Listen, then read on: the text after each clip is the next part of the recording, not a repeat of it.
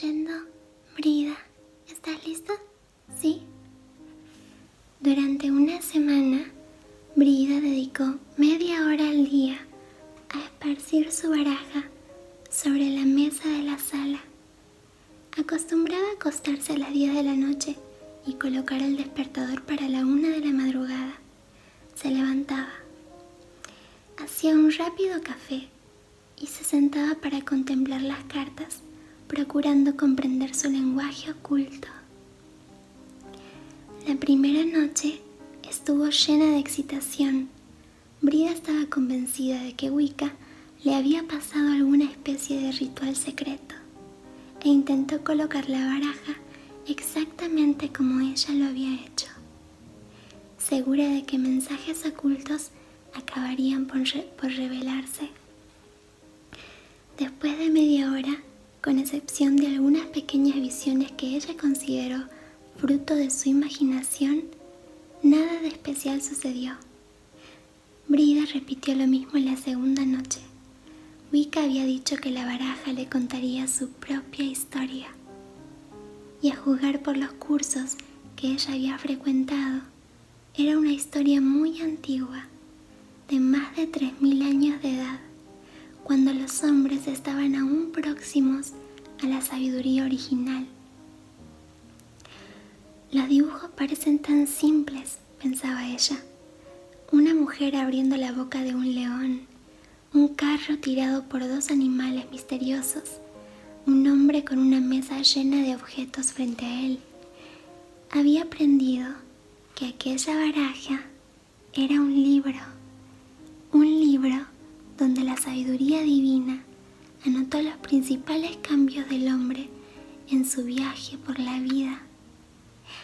Pero su autor, sabiendo que la humanidad se acordaba con más facilidad del vicio que de la virtud, hizo que el libro sagrado fuese transmitido a través de las generaciones bajo la forma de un juego.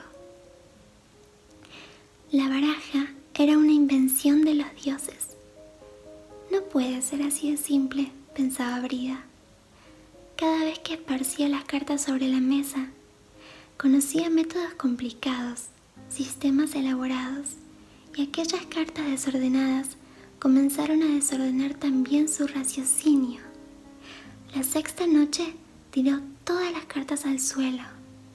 Irritada, por un momento pensó que aquel gesto suyo tuviese una inspiración mágica, pero los resultados fueron igualmente nulos.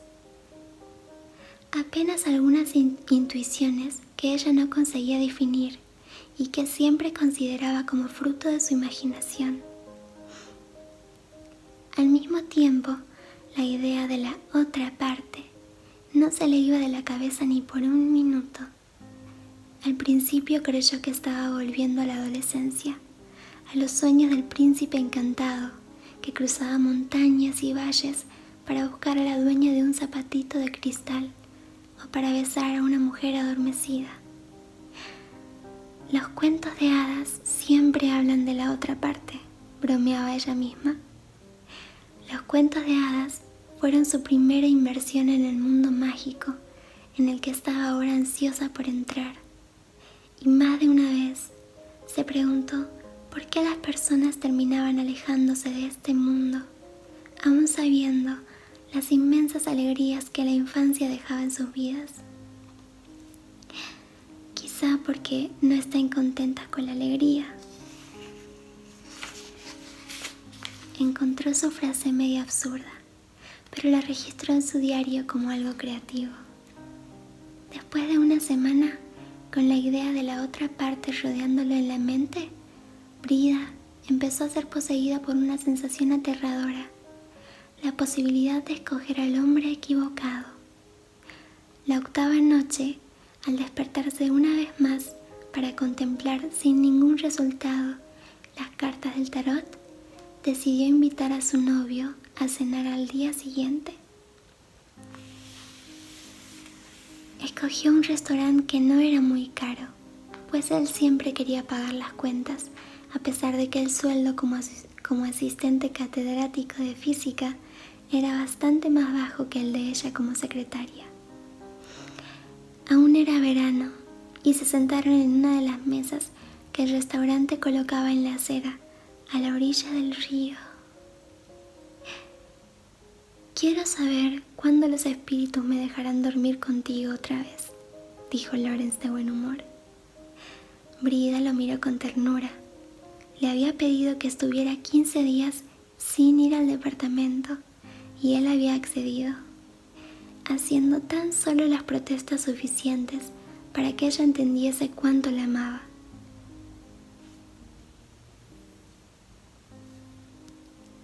También él, a su manera, buscaba los mismos misterios del universo. Si algún día le pidiese que se mantuviera 15 días alejada, ella tendría que aceptar. Cenaron sin prisa y sin conversar mucho, mirando las barcas que cruzaban el río y a las personas que paseaban por la acera. La botella de vino blanco que estaba en la mesa se vació y fue pronto sustituida por otra. Media hora después, las dos sillas estaban juntas y contemplaban abrazados el cielo estrellado de verano. Esta parte me trajo recuerdos.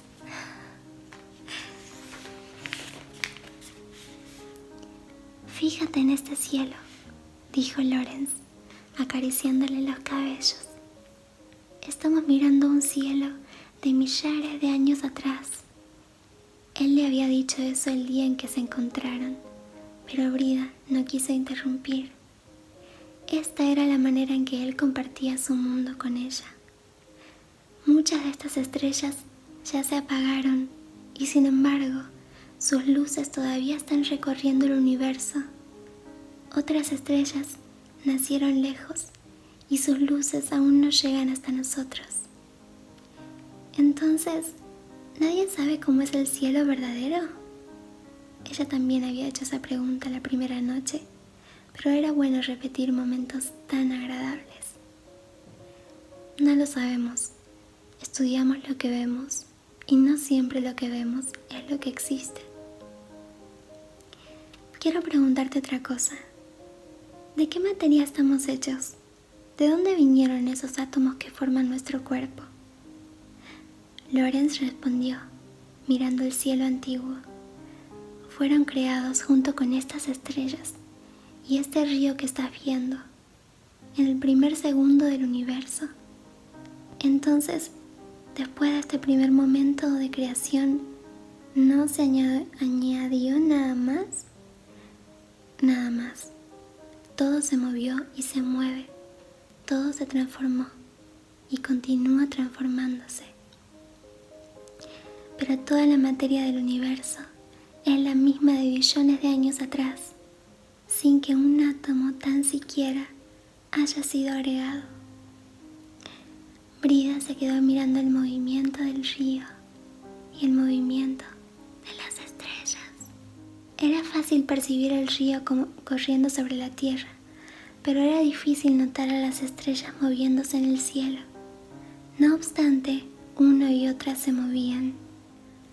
«Lawrence», dijo por fin después de un largo tiempo en que los dos se quedaron en silencio, viendo pasar a un barco.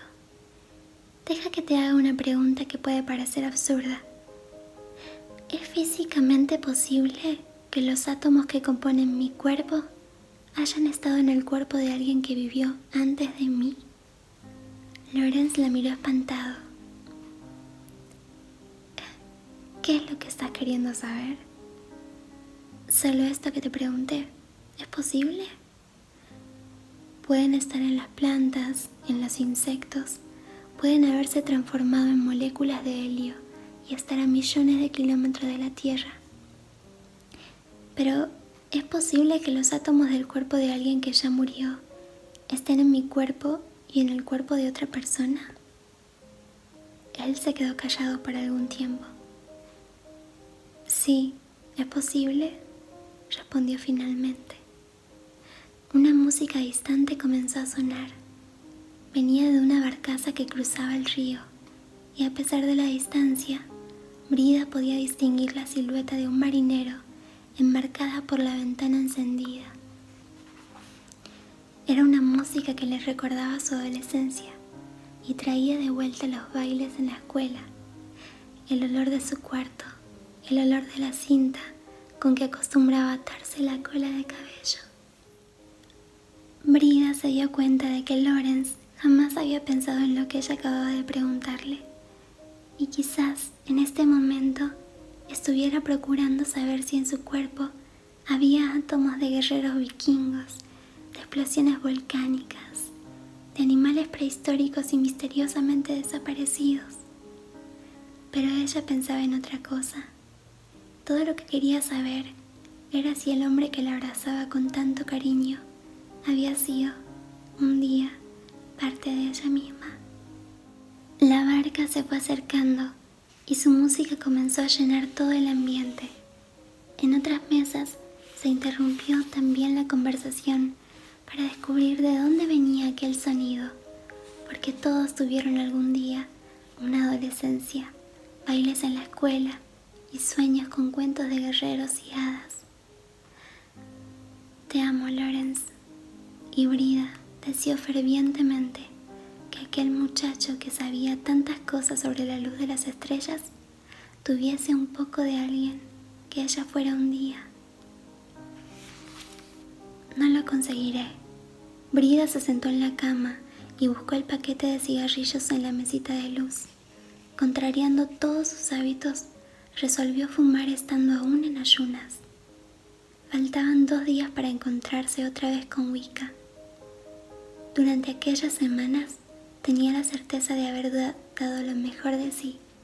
Había colocado todas sus esperanzas en el proceso que aquella mujer bonita y misteriosa le había enseñado, y luchó durante todo el tiempo para no decepcionarla. Pero la baraja se rehusó a revelar su secreto. Durante las 3 noches anteriores, siempre que acababa el ejercicio, tenía ganas de llorar. Estaba desprotegida, sola y con la sensación de que una gran oportunidad se le estaba escapando de las manos. Nuevamente sentía que la vida la trataba de una manera diferente que a las demás personas. Le daba todas las oportunidades para que pudiese conseguir algo, y cuando estaba próxima a su objetivo, se abría la tierra y se la tragaba. Así había sucedido con sus estudios, con algunos novios, con ciertos sueños que jamás compartiera con otras personas, y estaba haciendo así con el camino que quería recorrer. Pensó en el mago. Tal vez pudiese ayudarla, pero se había prometido a sí misma que solo volvería a Folk cuando entendiese de magia lo suficiente como para enfrentarlo, y ahora parecía que esto jamás llegaría a suceder. Permaneció mucho rato en la cama antes de decidir levantarse y preparar el desayuno. Finalmente tomó valor y decidió enfrentar un día más una noche oscura cotidiana, más como acostumbraba decir desde que había tenido su experiencia en el bosque. Preparó el café, miró el reloj y vio que aún tenía tiempo suficiente. Fue hasta el estante y buscó entre los libros el papel que le había dado el librero. Existían otros caminos, se consolaba a sí misma. Si había conseguido llegar hasta el mago, si había conseguido llegar hasta Wicca, terminaría llegando hasta la persona que podía enseñarle de manera que ella pudiera entenderlo. Pero sabía que esto era solo una disculpa. Vivo desistiendo de todo lo que comienzo, pensó, con cierta amargura. Quizá, dentro de poco, la vida comenzase a percibir esto y dejara de darle las oportunidades que siempre le habían dado. O quizás, desistiendo siempre al comienzo, agotara todos los caminos sin haber dado siquiera un solo paso.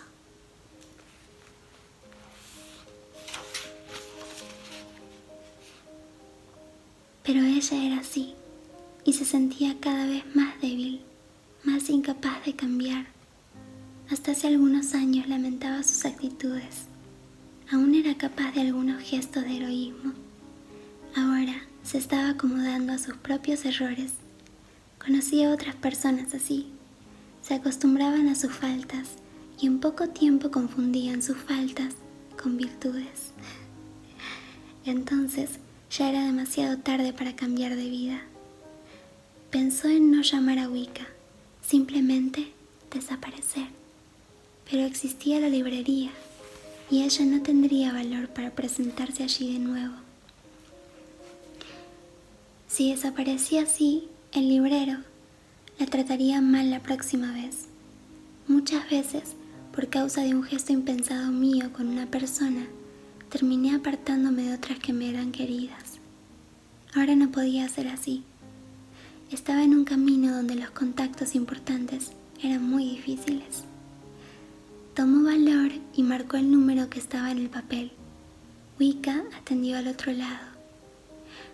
No podré ir mañana, dijo Brida. Ni tú ni el plomero, respondió Wicca. Brida se quedó algunos instantes sin entender lo que la mujer estaba diciendo, pero Wicca comenzó a quejarse de que tenía una avería en la pileta de la cocina, que ella había llamado varias veces a un hombre para arreglarla y que el hombre nunca aparecía. Comenzó a contar una larga historia sobre los edificios antiguos, muy imponentes, pero con problemas insolubles. ¿Tienes el tarot por ahí cerca?, preguntó Wicca en mitad del relato del plomero. Brida, sorprendida, le dijo, sí. Wicca le pidió que esparciese las cartas sobre la mesa, pues iba a enseñarle un método de juego para descubrir si el plomero aparecería o no a la mañana siguiente. Brida, más sorprendida aún, hizo lo que le mandaba. Esparció las cartas y se quedó mirando ausente hacia la mesa, mientras esperaba instrucciones desde el otro lado de la línea.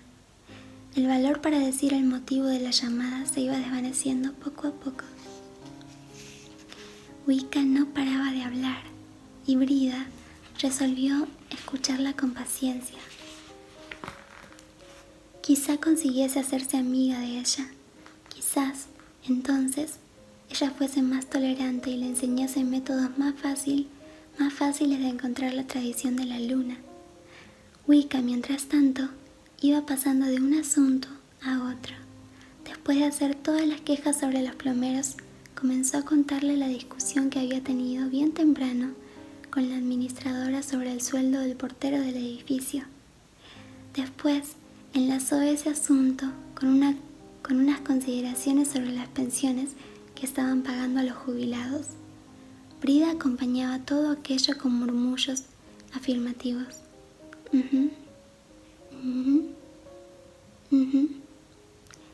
Estaba de acuerdo con todo lo que la otra decía, pero ya no conseguía prestar atención a nada. Un tedio mortal se apoderó de ella. La conversación de aquella mujer casi extraña sobre plomeros, porteros y jubilados a aquella hora de la mañana era una de las cosas más aburridas que había escuchado en toda su vida. Intentó distraerse con las cartas de encima de la mesa, mirando pequeños detalles que habían pasado desapercibidos otras veces. De vez en cuando,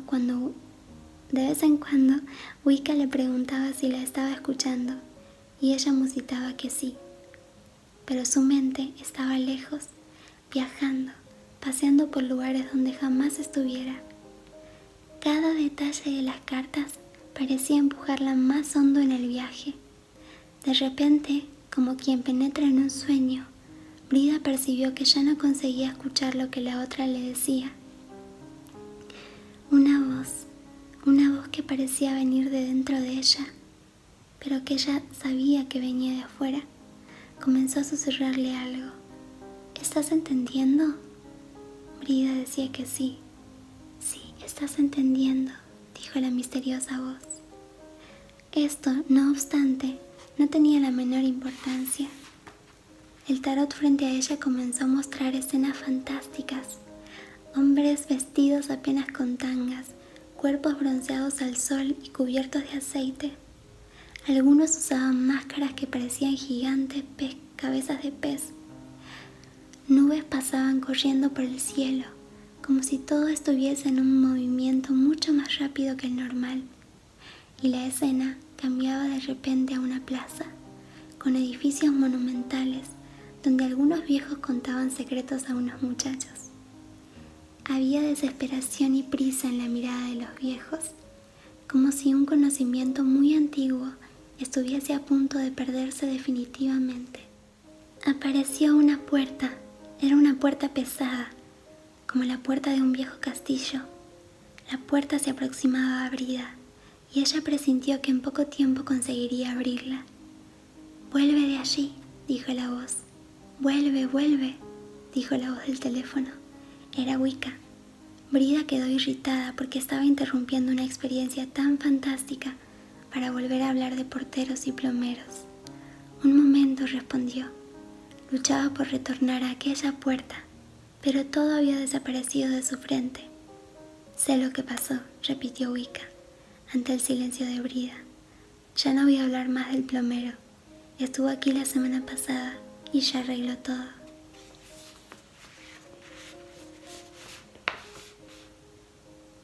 Antes de cortar, dijo que la esperaba a la hora convenida. Brida colgó el teléfono sin despedirse. Se quedó aún mucho tiempo mirando fijamente la pared de su cocina, antes de caer en un llanto convulsivo y relajante. «Fue un truco», dijo Wicca a una asustada Brida, cuando las dos se acomodaron en los sillones italianos. «Sé cómo te debes estar sintiendo», continuó. «A veces entramos en un camino solo porque no creemos en él. Entonces es fácil. Todo lo que tenemos que hacer es probar que no es nuestro camino. Sin embargo, cuando las cosas comienzan a suceder y el camino se revela ante nosotros, tenemos miedo de seguir adelante». Wicca dijo que no entendía por qué muchos prefieren pasar la vida entera destruyendo los caminos que no desean recorrer, en vez de andar por el único que los conduciría a algún lugar. «No puedo creer que fue un truco», dijo Brida.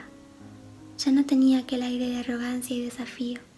Su respeto por aquella mujer había aumentado considerablemente. La visión no fue un truco. El truco al que me refiero fue el del teléfono.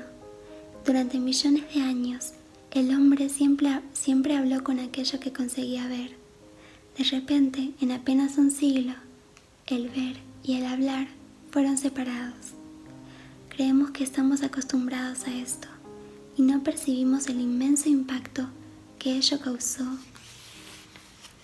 en nuestros reflejos. Nuestro cuerpo simplemente todavía no está acostumbrado. El resultado práctico es que cuando hablamos por teléfono, conseguimos entrar en un estado muy semejante a ciertos trances mágicos. Nuestra mente entra en otra frecuencia, queda más receptiva al mundo invisible. Conozco hechiceras que tienen siempre papel y lápiz junto al teléfono. Garabatean cosas aparentemente sin sentido mientras hablan con alguien. Cuando cuelgan, las cosas que han garabateado son generalmente símbolos de la tradición de la luna.